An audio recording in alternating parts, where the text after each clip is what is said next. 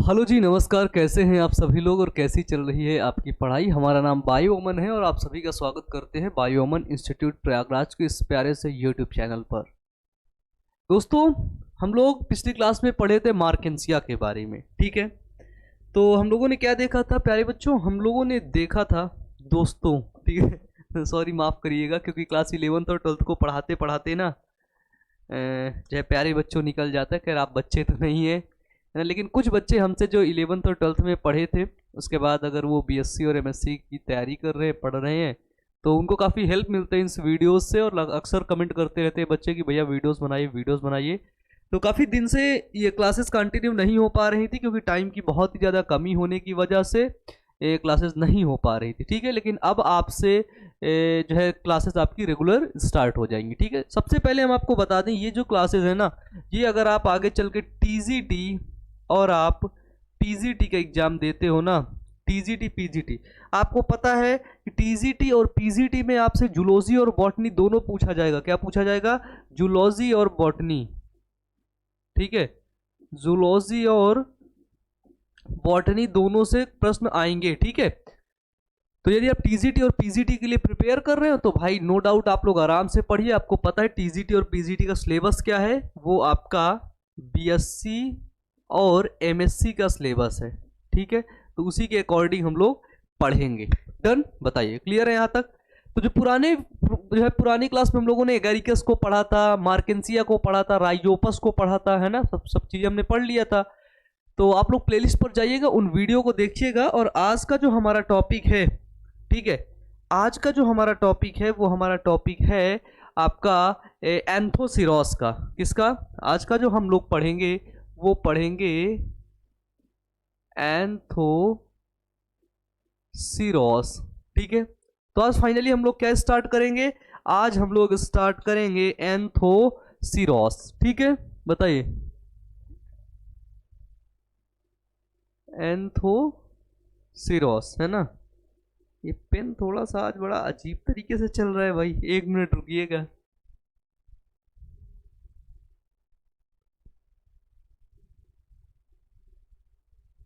चलिए भाई, तो आज हम लोग क्या पढ़ेंगे? आज हम लोग पढ़ेंगे एंथोसिरोस को। तो एंथोसिरोस को हम लोग कंटिन्यू करेंगे। तो आपको बता दें भाई कि वीडियोस अपने दोस्तों के पास जरूर शेयर करिएगा, ठीक है। हम लोग ब्रायोफाइटा पढ़ रहे थे, प्लांट किंगडम पढ़ रहे थे, बॉटनी में प्लांट किंगडम में ब्रायोफाइटा में हम लोग पहुंच चुके थे, ठीक है। तो जो आपका एंथोसिरोस होता है, क्या होता है?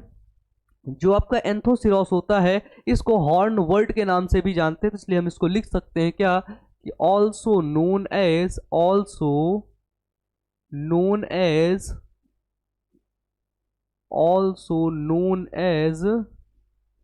हॉर्न वर्ड, ठीक है। तो जो एंथोसिरोस होता है, इस एंथोसिरोस को हम लोग हॉर्न वर्ड के नाम से भी जानते हैं। किस नाम से? हॉर्न वर्ड के नाम से जानते हैं, ठीक है। तो सबसे पहले हम इसका सिस्टमैटिक पोजीशन देख लेते हैं इस एंथोसिरोस का, ठीक है। इस एंथोसिरोस का क्या देख लेते हैं? इसका सिस्टमैटिक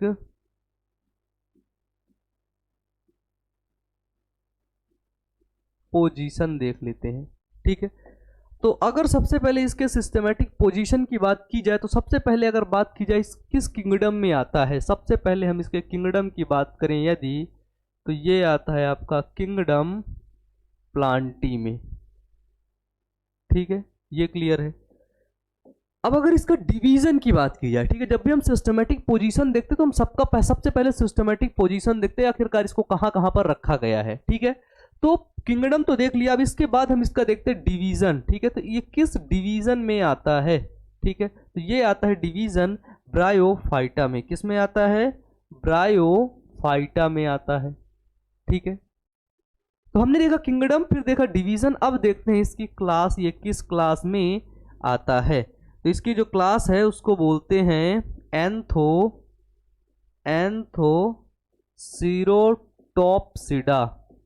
ठीक है। एंथोसिरोटॉप्सिडा क्लास में ये आपका जो एंथोसिरोस है ये आता है, ठीक है। इसके बाद इसका हम लोग ऑर्डर देखेंगे। तो इसका ऑर्डर क्या है? वो है एंथोसिरोटेल्स, ठीक है। तो एंथोसिरोटेल्स इसका ऑर्डर है, ठीक है।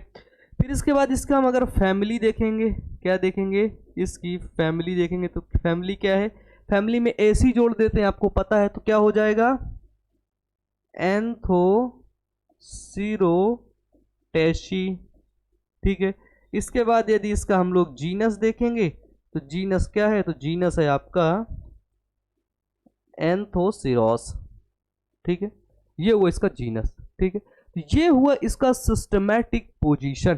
ठीक है, क्या हुआ, सिस्टमैटिक पोजीशन। तो सिस्टमैटिक पोजीशन को हमें बेहतरीन तरीके से और ध्यान से पढ़ना होता है, ध्यान से याद करना होता है। ठीक है, क्योंकि जब भी हम किसी भी चीज की बात करते हैं तो सिस्टमैटिक पोजीशन सबसे ज्यादा इंपॉर्टेंट होता है। ठीक है, चलिए, ये हो गया जो है एंथोसिरोस का आपका सिस्टमैटिक पोजीशन। भाई साइड हटते हैं, आप लोग इसको लिख सकते हैं। देखिए ये जो नेम है, ठीक है, ये जो यहाँ पे नेम है ना, ये नेम थोड़ा सा लेने में आपको दिक्कत हो सकती है। ठीक है, लेकिन क्या करेंगे, बॉटनी पढ़ रहे हैं। ठीक है, बॉटनी पढ़ रहे हैं, तो इनको जब आप एक बार ले लेंगे, एक बार इनको अपने कॉपी में नोट डाउन कर लेंगे, तो ये नाम आपको बहुत बेहतरीन तरीके से याद हो जाएंगे। ठीक है, जैसे kingdom Plantae, division bryophyta, bryophyta. ठीक है, क्लास एंथोसिरोटोप्सिडा। ठीक है, जब भी कोई बड़ा नाम होता है ना, तो उसको हमें आधा आधा करके तोड़ तोड़ के लेना है। ठीक है, एक साथ नहीं लेना है। देखो एंथोसिरोटोप्सिडा। ठीक है, ऑर्डर क्या है इसका, वो है एंथोसिरोटोप्सिल्स, एंथोसिरोटेल्स। ठीक है, फैमिली क्या है, एंथोसिरोटेसी, एंथोसिरोटेसी। जीनस क्या है, वो है आपका एंथोसिरोस, है ना। तो ये नाम बड़े हैं। ठीक है, और इन बड़े नाम को हमें क्या करना है, कई बार लेना है, लिखना है, नो डाउट ये याद हो जाएंगे, बहुत सिंपल है। ठीक है, चलिए अब अगर इसके बारे में हम थोड़ा सा लिखें तो इसके बारे में हम जानेंगे कि it is the largest genus of hornwort. ये है ना, पॉइंट डाल के लिखिएगा, इट इज द लार्जेस्ट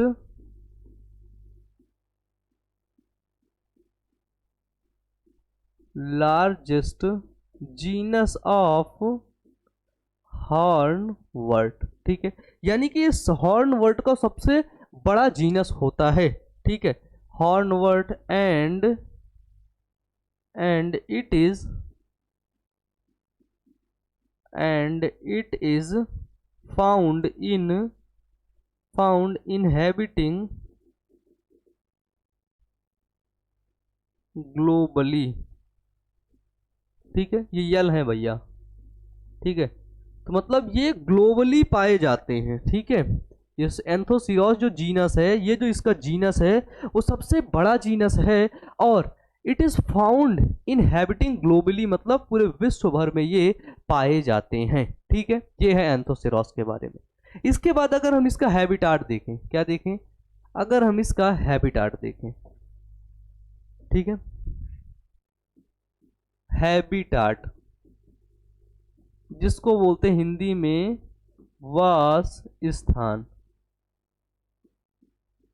देखिए, हाँ, कुछ बच्चे कमेंट बॉक्स में कमेंट किए थे कि सर आप इंग्लिश में पढ़ाइए, है ना, कुछ कह रहे थे हिंदी में पढ़ाइए। तो देखो हम आपको एक बात बता दें, हिंदी में आपको एक एक चीज क्लियर करते हुए चलते हैं। ठीक है, लेकिन लिखते इंग्लिश में है, और आप लोग भी पूरा प्रयास करिए कि उसको इंग्लिश में लिखिए। क्या करिए, उसको इंग्लिश में लिखिए। ठीक है, तो उससे क्या होगा, उससे आपको बहुत फायदा होगा, क्योंकि आगे जा करके आपको चीजें इंग्लिश में ही मिलेंगी। ठीक है, एमएससी करेंगे उसके बाद पीएचडी वगैरह, ये सब आपको इंग्लिश में ही मिलेगा, वहां हिंदी नहीं मिलेगी भाई। ठीक है, तो अगर आपकी अभी से प्रयास नहीं रही तो दिक्कत होगी ना। चलिए अब इसका हैबिटाट देखते हैं। ठीक है, हिंदी में आपको एक एक टॉपिक को समझाते हुए चलेंगे। नोट्स आपको बनाना हो बना लीजिएगा, हमारी नोट्स बिल्कुल चमकती धमकती नोट्स है। ठीक है, बहुत अच्छी नोट्स है। डन, चलो भाई, चलो तो अगर हैबिटाट देखें तो लिखिएगा इसमें कि इसकी जो ऑल स्पीसीज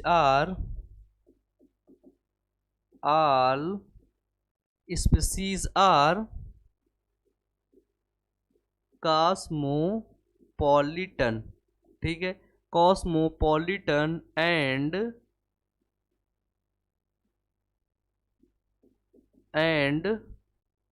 टेरेस्ट्रियल, ठीक है। इसकी ऑल स्पीसीज क्या होती है, कॉस्मोपॉलिटन नेचर की होती है, और टेरेस्ट्रियल होती है मतलब स्थलीय होती है, टेररिस्ट में पाई जाती है, ठीक है। इसके बाद इसकी खास बात है, लिख लीजिएगा कि ग्रो ऑन, ये ग्रो कहां पर करता है, ठीक है, क्या करता है, ग्रो ऑन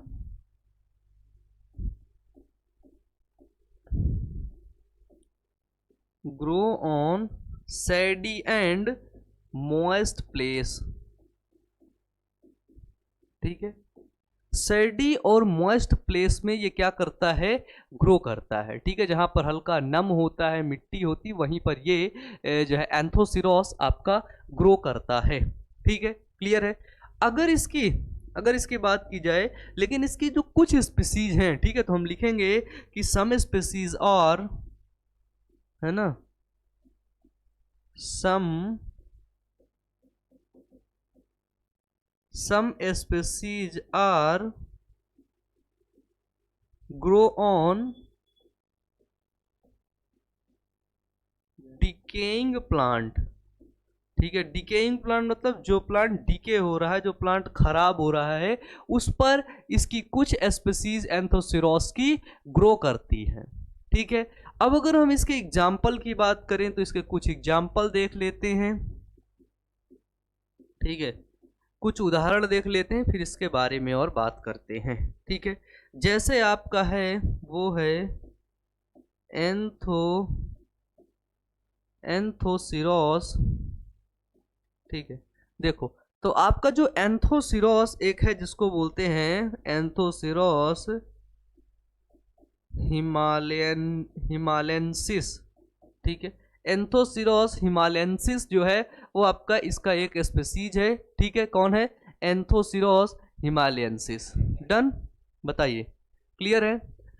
इसके बाद एक और एग्जांपल है आपका, इसको लिख लीजिएगा, एंथोसिरोस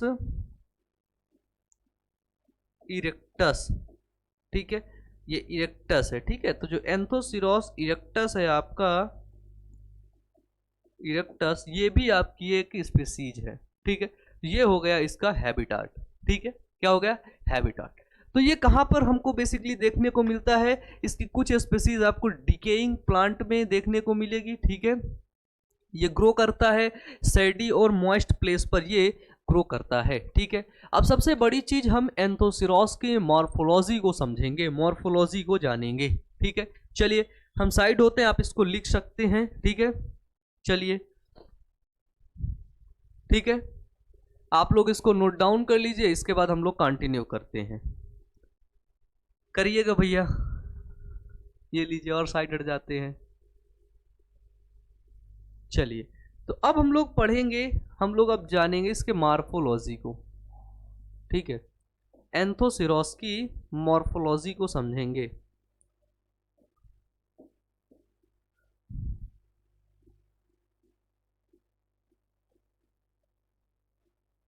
मॉर्फोलॉजी, मॉर्फोलॉजी को हिंदी में बोलते हैं आकारिकी, आप लोगों को पता ही है, ठीक है। हम आपको बताएं, अभी अभी कुछ दिन पहले कुछ बच्चों ने कॉल किए थे, एक बच्चा था बांदा का, शायद वो देख रहा होगा, उसने कॉल किया कि जो है क्लास को फिर से कंटिन्यू करिए। मतलब सच में आप लोगों ने इतना ज़्यादा सपोर्ट दे रहे, इतना ज़्यादा प्यार कर रहे हैं ना बायोलॉजी के लिए स्पेशली, उसके लिए बहुत बहुत धन्यवाद, ठीक है, बहुत बहुत धन्यवाद।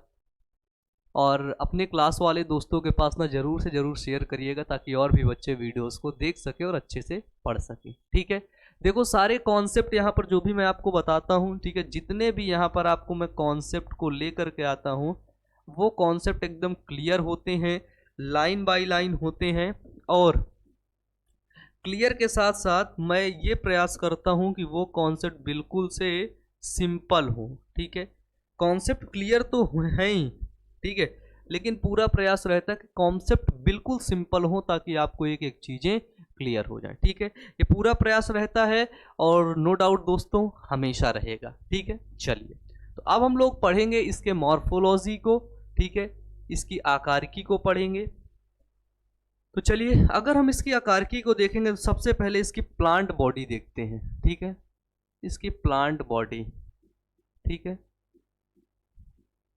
तो प्लांट बॉडी कैसी होती है? Plant body is gametophyte.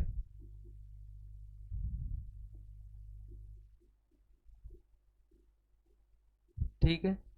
अगर आपसे कोई पूछे कि बताओ इसकी प्लांट बॉडी कैसी होती है, मेन प्लांट बॉडी कैसी होती है, तो आपको बताना है कि मेन प्लांट बॉडी गैमिटोफाइट होती है। ठीक है। फिर इसके आगे इसी में ऐड कर लो,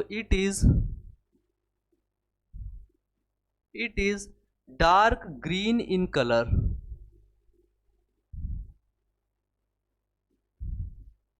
ठीक है। ये क्या होता है? ये डार्क ग्रीन कलर का होता है। कौन? एंथोसिरोस आपका कैसा होता है? वो आपका डार्क ग्रीन कलर का होता है। ठीक है। देखिए दिखाते हैं।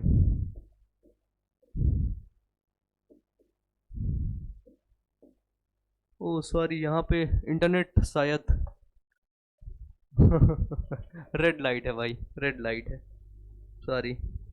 डार्क ग्रीन इन कलर का होता है कौन? आपका एंथोसिरोस। ठीक है। अब अगर इसके बारे में बात करें, हम इस एंथोसिरोस के बारे में बात करें, इसकी जानकारी देखें, तो देखिए इसमें आपका प्रोस्टेट,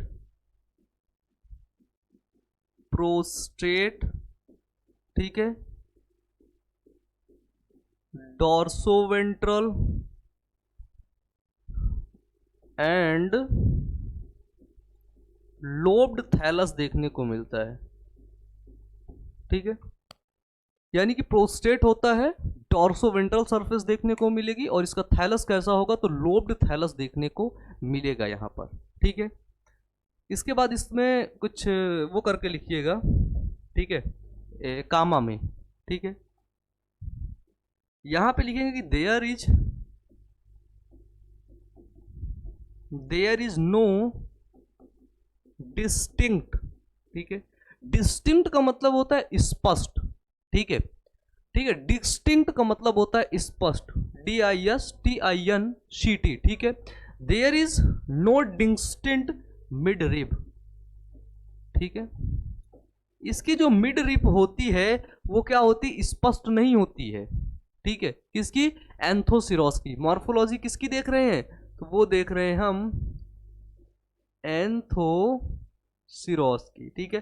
तो एंथोसिरोस की जो मॉर्फोलॉजी होती है, एंथोसिरोस का जो मिडरिप होता है वो नो एक्सटिंक्ट होता है, यानी कि स्पष्ट नहीं होता है। ठीक है। क्या होता है?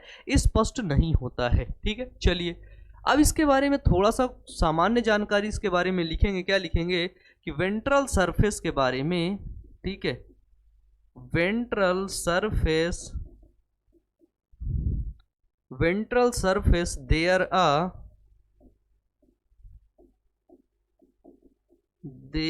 a unicellular smooth wall.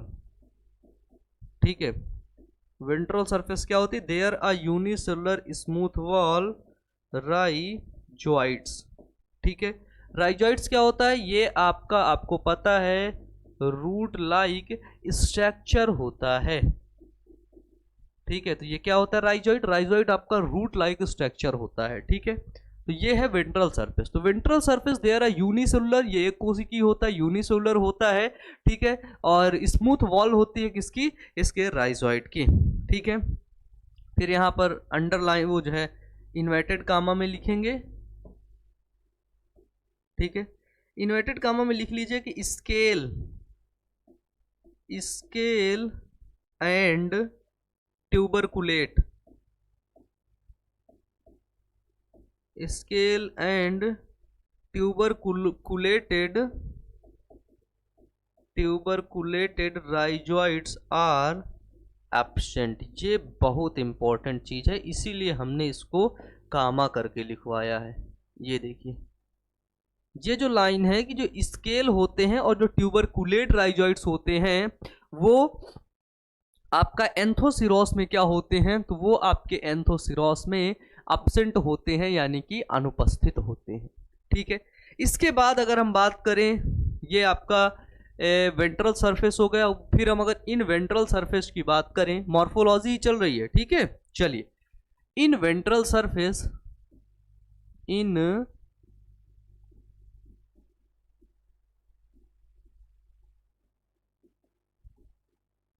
In ventral surface contain green spot. ठीक है, तो वेंट्रल सरफेस में क्या कंटेन करते हैं, तो ये जो वेंट्रल सरफेस होती है उसमें ग्रीन स्पॉट को कंटेन करते हैं। ठीक है, फिर इसमें लिखिएगा कि दीज आर द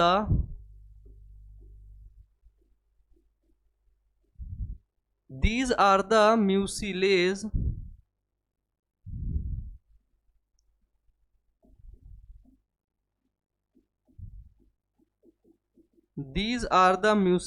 कैविटी।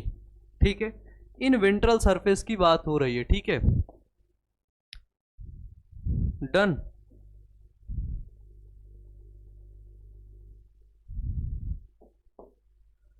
चलिए, म्यूसिलेज कैविटी। ठीक है, ये म्यूसिलेज कैविटी जो ग्रीन स्पॉट होते हैं, जो म्यूसिलेज कैविटी होती किस में प्रेजेंट होती है, ठीक है, सब में नहीं प्रेजेंट होती, कुछ में ही प्रेजेंट होती है। ठीक है, तो लिख लीजिएगा कि present in BGA blue green algae, BGA nostoc colony. ठीक है, बीजीए और नॉस्टॉक कॉलोनी में इनकी जो है ये ग्रीन स्पॉट प्रेजेंट होता है, जिसको म्यूसिलेज कैविटी के नाम से जानते हैं। ठीक है, अब अगर थोड़ा सा बीजीए के बारे में जान लेते हैं, तो यहां पे करके लिखिएगा कि BGA and nostoc colonies, BGA and nostoc colonies are also seen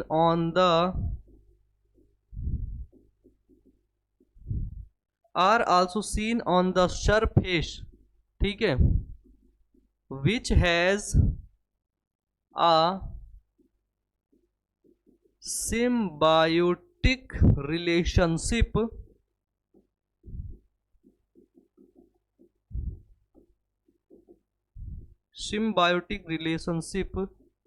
with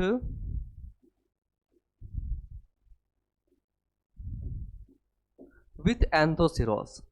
ठीक है, तो जो बीजीए और नॉस्टॉक की कॉलोनी होती है क्या करती हैं, ये सिम्बायोटिक रिलेशनशिप को दर्शाती हैं, किसके साथ, नॉस्टॉक के साथ। ठीक है, किसके साथ, नॉस्टॉक के साथ। अगर हम इसका डॉर्सल सरफेस देखें, क्या देखें, इसका हम डॉर्सल सरफेस देखें, ये देखिए, ये इसका कुछ ऐसे डॉर्सल सरफेस है। ठीक है, अब अगर इसके डॉर्सल सरफेस में आपको कुछ देखने को मिलेगा, तो यहाँ पे ऐसे ऐसे कुछ,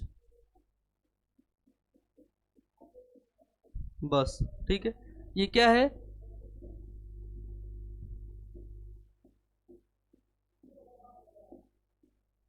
ये इसका डॉर्सल सरफेस, और ये क्या है, ये पूरी तरह देखो, ये प्लांट बॉडी है लेकिन ये ब्रायोफाइट्स है, ये थैलस है, क्या है, ये इसका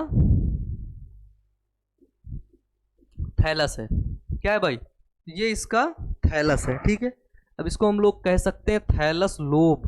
ठीक है, थैलस लोब है, ये डोर्सल सरफेस देखा। अगर हम इसी का वेंट्रल सरफेस देख लें, क्या देख लें, इसी का अगर हम लोग वेंट्रल सरफेस देख लें ना, ये देखिए। ठीक है,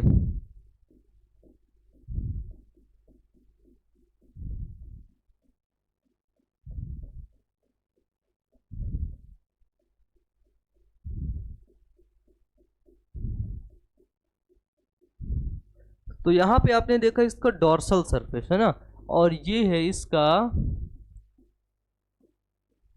वेंट्रल सरफेस।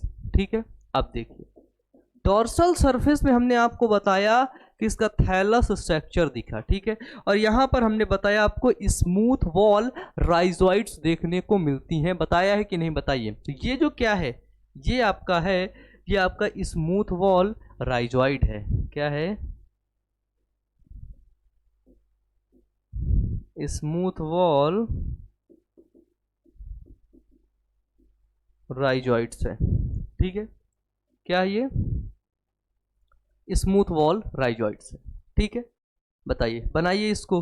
हॉर्न वर्ट का अगर हम इमेज एक छोटा सा बनाएं, छोटा सा बड़ा प्यारा सा इमेज बना दे हॉर्न वर्ट का, तो यहाँ पे देखिएगा। ठीक है,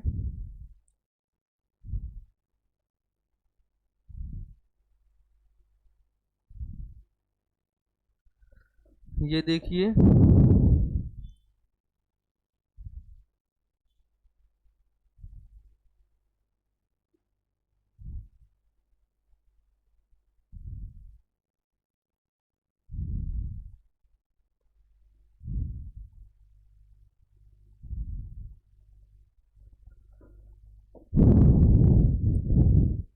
चलिए अब यहाँ पर इसके नीचे यहाँ पर ये राइजॉइड है। ये क्या है? ये प्यारे बच्चों सॉरी प्यारे दोस्तों, ये आपका हॉर्न वॉल्ट है। क्या है? ये आपका एक हॉर्न वॉल्ट है। ठीक है, अगर हम इसका नोमेनक्लेचर करें, है ना, इसका हम नामकरण करें, तो इसको बोलते हैं स्पोरेंजियम। क्या बोलते हैं? इसको बोलते हैं स्पोरेंजियम।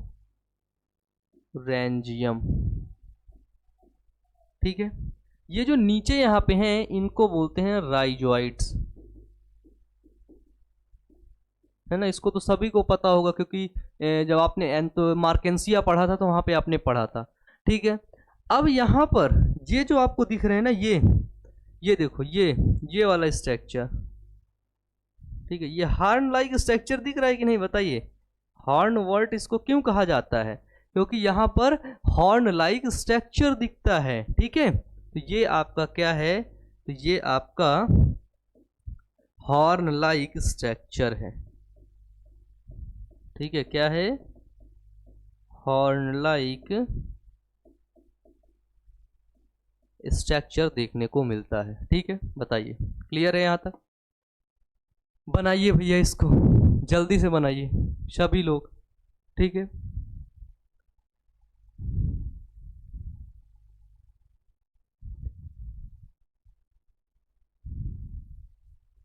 देखिए मार्केंसिया में क्या था? मार्केंसिया में इनका जो थैलस था वो एक स्टोरेज जोन में और एक फोटोसिंथेसिस जोन में डिवाइड होता था। ठीक है, स्टोरेज जोन अलग होता था, फोटोसिंथेसिस जोन अलग होता था, लेकिन यहाँ पर ये डिवाइड नहीं होता है। ठीक है, फोटोसिंथेसिस जोन और स्टोरेज जोन डिवाइड नहीं होता है। ठीक है, डन, बताइए।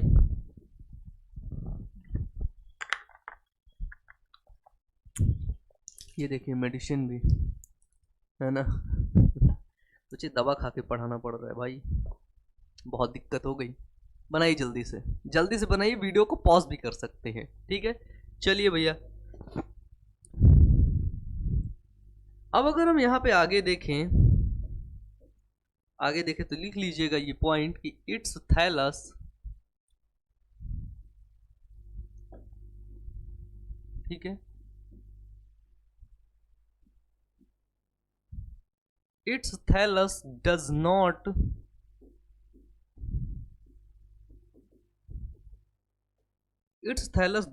divide into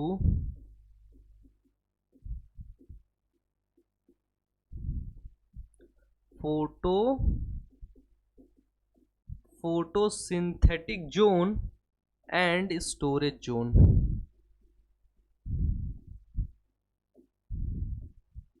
and storage zone like मार्केंसिया।